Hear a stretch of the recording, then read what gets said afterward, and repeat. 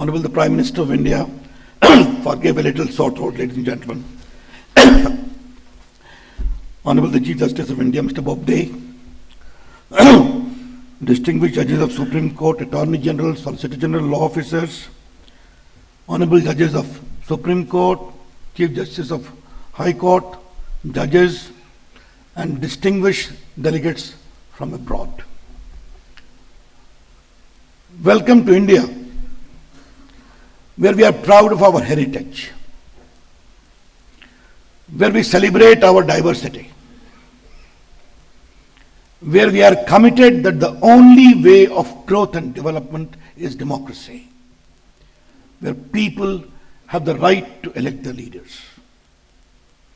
And above all, our abiding commitment to the rule of law and in the glorious identity of an independent judiciary. That is what our primary constitutional value is about. The last 70 years of our journey after becoming independent is a glorious journey where, in spite of many challenges, we have sought to keep our democratic commitment in focus, respected the challenges and the resolution which the judiciary gave and the country accepted. If we see the last 70 years of the march of India, all the issues, complicated challenges which could arise anywhere in the world, India has to face, of race, of religion, of language, of caste, of community and region. There were challenging times.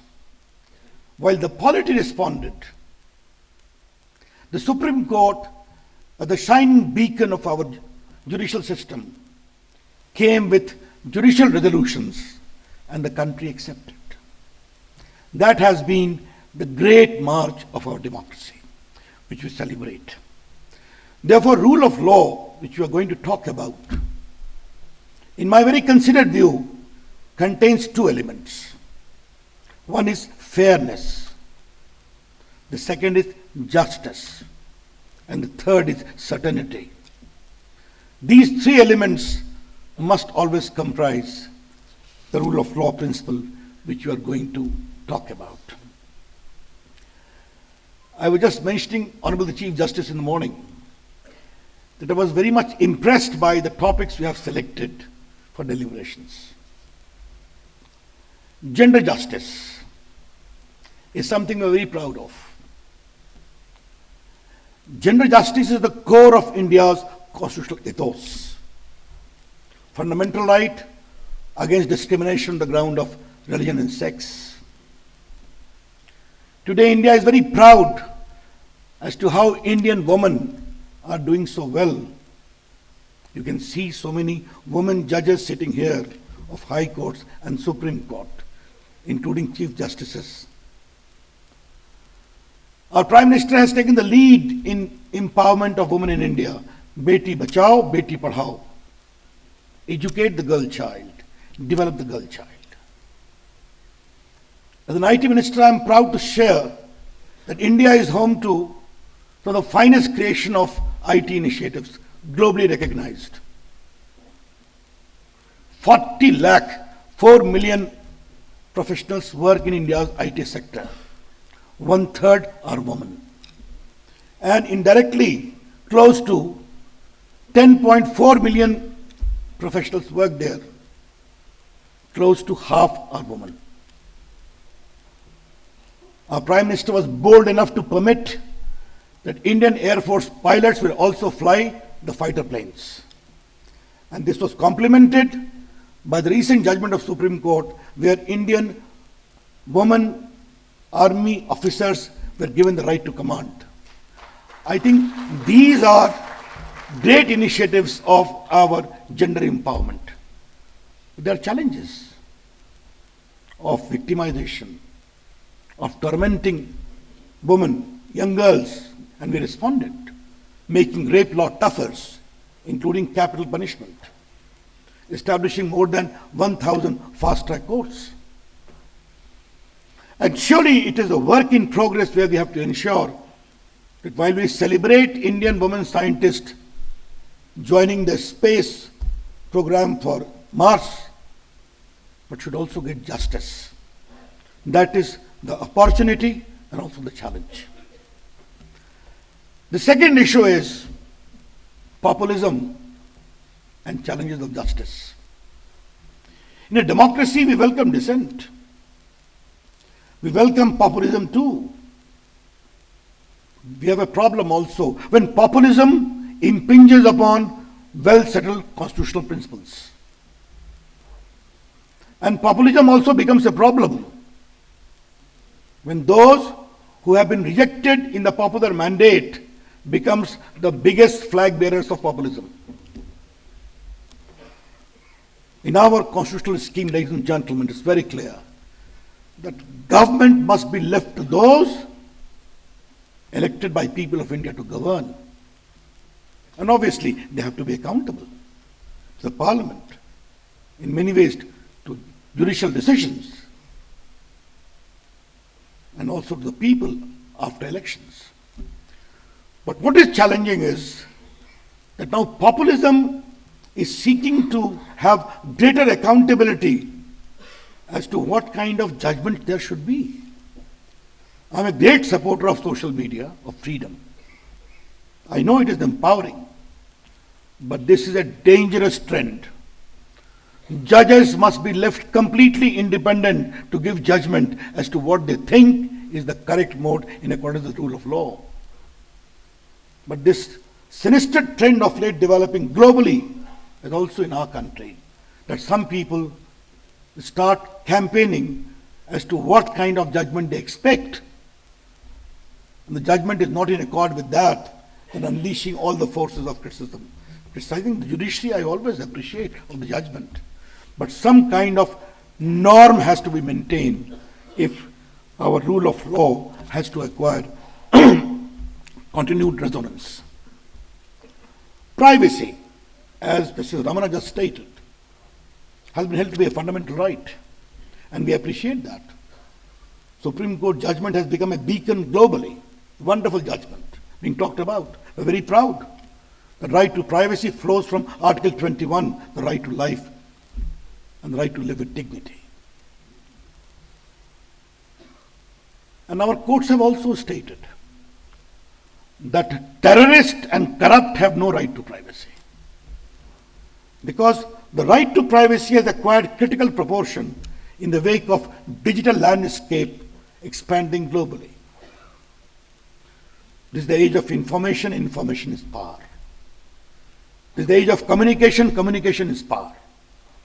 And we in India, ladies and gentlemen, to my foreign delegates, I want to give one statistics. India's population 1.3 billion, mobile phone 1.21 billion, and the digital identity card Aadhaar to supplement your physical identity 1.25 billion. So we Indians only talk in billions, but obviously it is giving rise to a lot of data. Data is important.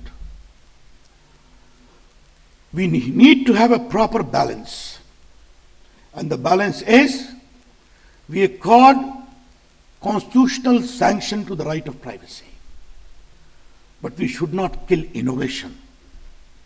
We should not kill application of new technology. Our courts have recognized that exception. India today has become the third biggest startup ecosystem in the world. And Mr. Venugopal was talking about the challenges of poverty. How we are tackling technology to alleviate poverty. I want to give you only one number. Under the leadership of the Prime Minister, we are sending welfare measures directly to the bank account of the poor, so that there is no leakage. We opened 370 million bank account of the poor. And in 429 government welfare schemes, we have sent 129 billion US dollars, 9.22 lakh crore in the last 5 years, directly to the bank account. And how much we have saved? 1.70 lakh crore, 23.8 billion US dollar, which used to be pocketed by middlemen and fictitious claimants. And the third number is all the more hilarious. We have removed 8 crore, 80 million fake beneficiaries.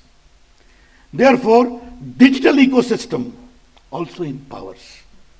But we have to respect the privacy. And most important, terrorists should not abuse this system. As Justice Ramana rightly pointed out. Why? Internet is one of the finest creations of human mind. They should not be abused by few. And we need to acknowledge that some of the biggest terrorist threats have also emanated by those who have abused this great invention of human mind.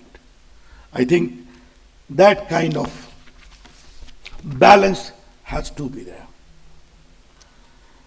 Therefore, from gender justice to the issue of privacy to the issue of populism, these are challenges.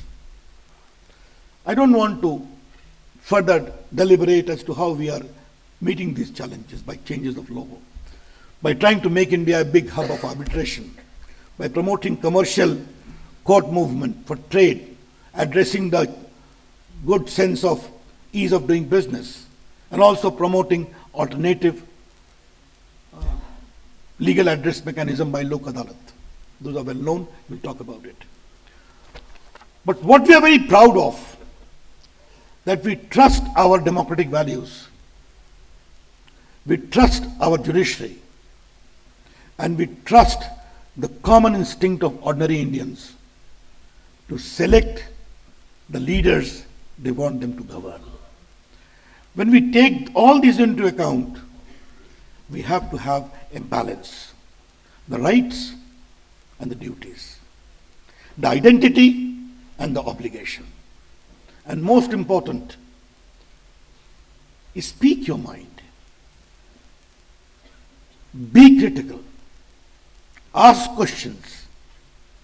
But it all should work in a manner that the identity of India as a country continues to remain strong and resurgent. Ladies and gentlemen, it is time for global challenges for institutions, judiciary, and state. Questions are being asked. How do we seek resolution? That remains an important question. The meeting of some of the finest minds of the world today in this conference, I wish to congratulate the Chief Justice, will surely find an answer. And I'm clear, the only answer is to fall back upon the conventional regulatory mechanism of being governed by rule of law. Thank you. Namaskar. Jai Hind.